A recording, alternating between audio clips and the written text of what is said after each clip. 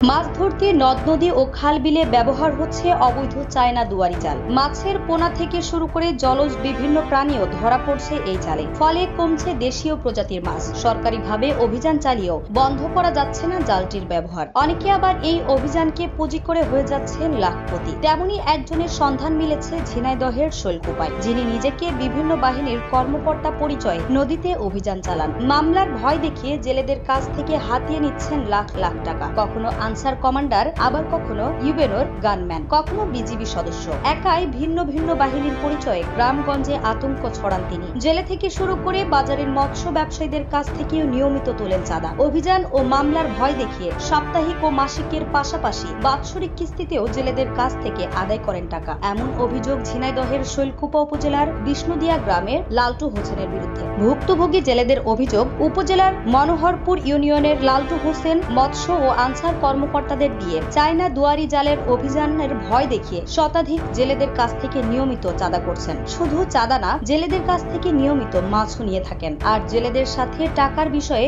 দেন দরবার করার জন্য রয়েছে নিজস্ব বাহিনী। উপজেলা জুড়ে প্রায় শতাধিক জেলে তার কবজায়। চুক্তি অনুযায়ী দেন টাকা দিলে মোবাইল ফোনে অভিযানের খবর পৌঁছে যায় জেলেদের কাছে। সুযোগ বুঝে নদী থেকে জাল উঠিয়ে রাখেন ওই জেলে। টাকা দিতে হেরফের হলে নিজের অনুগত অন্য জেলের কাছ থেকে খোঁজ খবর নিয়ে অভিযান চালিয়ে তার জাল জব্দ করে উড়িয়ে দেন। অভিযান পরিচালনা করতে নিজেই কিনেছেন ট্রলার। প্রতি মাসে 1000 করে টাকা নিতে জালের জন্য।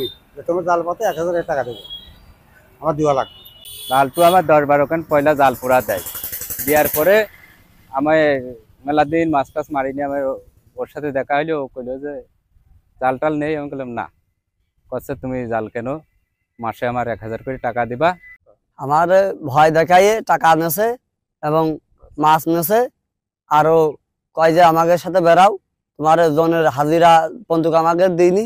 লালটু আমাদের কাছে বলে যে সে নাকি আনসার কমান্ডার এই কথা বলে আমাদের কাছ থেকে টাকা নেয়।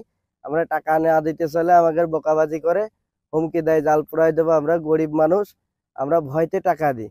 লালটু আমাদের ভয় ভীতি দেখায় টাকা নিয়েছে, ওর আমরা একটা বিচার চাই।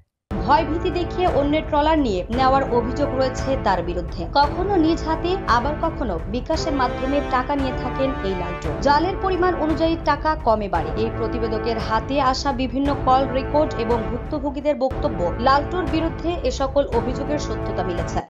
আমার তো মনে হয় না যে আমি কারো কাছ থেকে পয়সা করে নিছি, এমন কিছু না। আমি এমনি অভিযানে যাই, কয়েকটা বছরে যে জালের অভিযানে আমি যাই, কাজে যাই।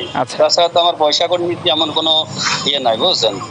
হ্যাঁ, রিং গুলা বিক্রি করায়, শোনেন আপনি যেটা বলছেন এটা সত্য কথা, রিং গুলো বিক্রি করায়। কিন্তু এই যে অভিযোগ যারা দিচ্ছে, বুঝছেন, এরা কে দিচ্ছে এবং এরা জাল পাতে, এরা চাচ্ছে যে যাতে অভিযান আর না হয়, বুঝছেন। এই জন্য আমার নামে এগুলো করে বেড়াচ্ছে। এক সময়ের ফটো স্টুডিওর মালিক লালটু এখন প্রতি মাসে শুধুমাত্র জেলেদের কাছ থেকেই আদায় করেন লাখ লাখ টাকা। স্টুডিও ব্যবসা ছেড়ে ভিন্ন ভিন্ন পরিচয়ে করছেন অপকর্ম। সামান্য আনসার স্বেচ্ছাসেবী হয়ে তার চালচলন যেন বড় কোনো সরকারি কর্মকর্তার মতো। চড়েন দামি মোটরসাইকেলে, করেছেন বিলাসবহুল বাড়ি। 9 নম্বর মনোহরপুর ইউনিয়নের দায়িত্বে থাকা আনসার কমান্ডার শহীদুল ইসলাম জানান, জেলেদের কাছ থেকে লালটু হোসেনের টাকা নেওয়ার বিষয়টি শোনাচ্ছেন। তার বিরুদ্ধে যে অভিযোগটা উঠেছে, এটা মানে বিভিন্ন লোক মারফতে শুনি, কিন্তু এটা আমি শিওর এটা জানি না।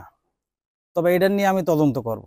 এদিকে লালটু হোসেনকে নিয়ে এত সব অভিযোগের বিষয়ে জানতে চাইলে শৈলকুপা আনসার ও বিডিবি কর্মকর্তা হাবিবুর রহমান ক্যামেরার সামনে কথা বলতে রাজি হননি। প্রমাণ পেলে লালটু হোসেনের বিরুদ্ধে প্রয়োজনীয় ব্যবস্থা নেওয়া হবে বলে জানিয়েছেন উপজেলা মৎস্য কর্মকর্তা ইমরান হোসেন।